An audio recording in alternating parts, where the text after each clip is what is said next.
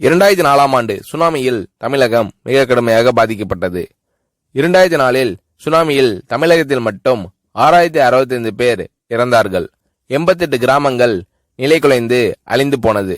இந்த சூழ்நிலையில் அம்மா அவர்கள் எடுத்த நடவடிக்கையால் 10 கிராமங்களுக்கு ஒரு அமைச்சர், ஒரு IAS அதிகாரி, ஒரு PRO என்ற ஒரு குழுவை அமைத்து உலக வரலாற்றிலேயே இது போன்ற மீட்பு நடவடிக்கை இருந்திருக்காது என்ற அளவில் 3 நாளில் பாதிக்கப்பட்ட கிராமங்களுக்கு மின்சாரம் வழங்கப்பட்டது. குடிநீர் வசதி செய்து தரப்பட்டது.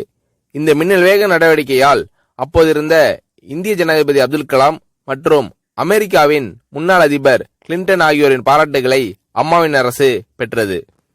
அழுத கண்களை துடைக்கும் கரம் கொண்டவர் அம்மா அவர்கள். ஆண்டவன் யாரோ ஒரு நபர் மூலமாக வருவார். தமிழ்நாட்டிற்கு கிடைத்த தெய்வம் அம்மா அவர்கள். சுனாமியில் பாதிக்கப்பட்டவர்களில் 40 பேருக்கு 2 குழந்தைகளும் சுனாமியில் இறந்து விடுகிறது. அந்த 40 பேரும் ஏற்கனவே கருத்தடை ஆபரேஷன் செய்திருக்கிறார்கள்.